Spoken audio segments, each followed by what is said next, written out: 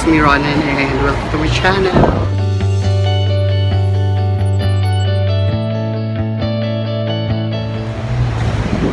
Ayan, so nandito kami ngayon sa SMX sa MOA.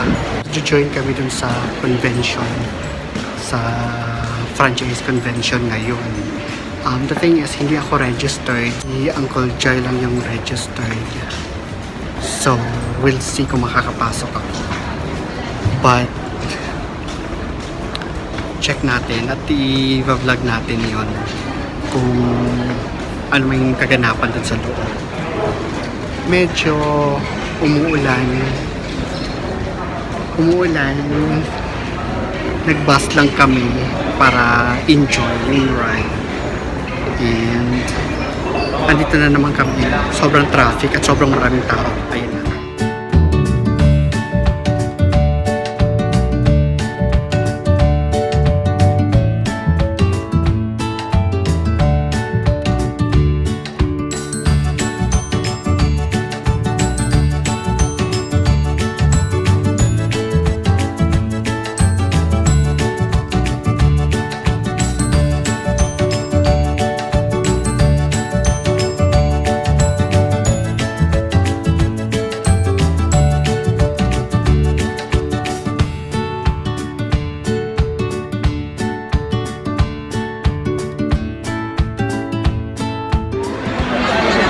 Oh, ayan na nga. So, ito na nga, papasok na kami. Kasi nga, BPI card. Kung BPI card holder ka, pwede ka nang pumasok for free. Hindi mo na kailangan mag-entrance. Ayun. So, hindi mo na kailangan mag-entrance. Kailangan mo na pumasok for free. Hindi na yung kailangan mag-online registration. Pakita mo lang yung credit card mo ng BPI. Then, free ka nang pumasok. Mag-fill out lang yata or something. Ayun, ang haba ng pila kasi marami yatang mga BPI card holder dito. Ayan, pakita ko sa inyo guys.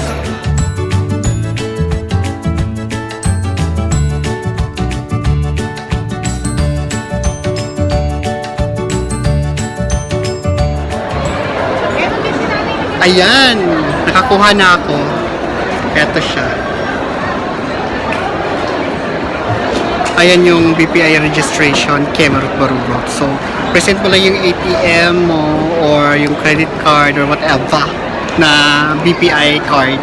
Tapos, free ka nang pumasok. Hindi na kailangan mag-online registration.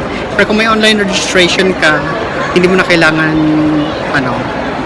present mo lang din yung parang barcode or something. And then, pwede ka nang pumasok. At papasok na kami.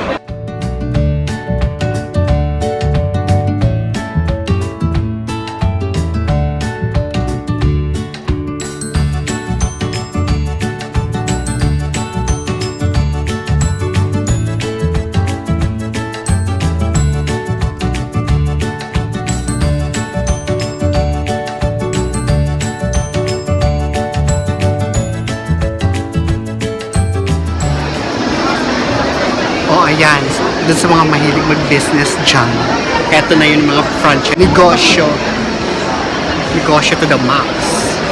So, ayan, sa panahon ngayon, kailangan na ng iba-ibang klaseng streamline cash flow, di ba? So, mas, ito, you can't be parang employee forever. So, bongga. Ayan, iba-iba siya. Mga franchise, Kemarut Barurot. Jay, meron pa dun, no? Hindi, dito. Ayun. So, ayan si Uncle Jai, busy siya, kakatok sa mga, ang tawag dyan sa mga yan, na nag-deal or something, nag-explain. Ako naman, join lang ako. And, para naman at least at the same time maintindihan ko how it works. Pero very, very interesting siya. Very, very interesting. Ayan. Marami pa doon.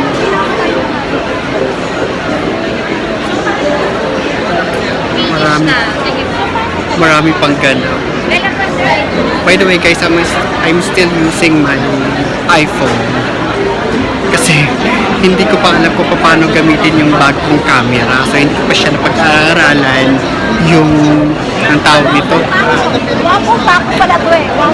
yung manual. Hindi ko pa masyadong nabasa ng maayos. Kaya, balik muna tayo sa iPhone. Later on. Just the target expenses in 1 year is not impossible. You will make your 1-year target ROI. Okay. Part about our franchise development. As you can see this hill, and as you can see Tomo-chan Ramen Express being there, we are certified Francor quality. Nandito kami sa baba. Nandito kami sa baba, so I'm just here for the free food. Normal free food. Lapang lang ng lapang. Kasi yung mga ibang franchise, especially mga food franchise, pinapatikim nila for free yung kanilang mga products. So, ito yun. Isa. At meron pa kanina, super lapang. Ang dami ko na lapang. So, free food na free food. Ayan, so, tapos na kami dun sa Franchise Expo. And right now, nandito na kami sa Tokyo para kumain ng dinner. Sobrang nakakapagod. Ngayon ko lang naramdaman yung pagod. Tsaka ang sakit-sakit ng binti ko, kakalakad. Pero super enjoy naman. Ang daming gwapo, charas. Ang daming pogi. Dito ako nag-enjoy. Tapos, yung mga free food, saka ng free pizzas. Masaya, sobrang saya. Very interesting, especially sa mga business-minded. Talaga mag-i-enjoy sila dun sa Franchise Expo. Yun. First time kong mag-attend ng ganun. So, it's a very interesting experience. So, lalapang muna kami. Hintayin pa namin yung aming order. Hindi pa dumadating. Later on, vlog ako ulit. Kakain muna kami. Hi guys! So, late na nga kami nakauwi from the Franchise Expo. Sobrang traffic kagabi. Kaya hindi na ako nakapag-vlog pagdating namin dito sa bahay. Kasi sobrang pagod na ako. So, pagdating dito, hindi na ako nakapag-vlog. Natulog na lang ako. Kaya ngayon pa lang ako naggagawa ng outro for this, vlog. So yun nga, it's so fun kahapon kasi sobrang napakaraming franchise businesses na nakita ko doon. Second floor tsaka first floor, puno siya, lahat ng klaseng franchise makita mo doon. You just need to be business minded and to ask a lot of questions. Ako, I was just there for the, as I said yesterday, I was just there for the free food. And of course, tumingin-tingin and all. But it's very, very interesting. I mean, at this day and age, in this economy, diba, it's very, very important to have, to not just focus on one streamline of cash flow. At least it's very important na meron kang ibang pinagkakakitaan aside sa trabaho mo. You can't just focus on your salary alone. Kung meron ka mang pwedeng ibang mapagkakakitaan, so that's very, very smart to invest, right? So, as of now, I don't have a business mindset yet, but of course, I'm exploring those stuff by just looking around and all. So, si Uncle Jay is very, very business-minded, so I'll leave that to him. And I was there to support, and I was there to at the same time try to open my mind to at least soak it in, to absorb everything.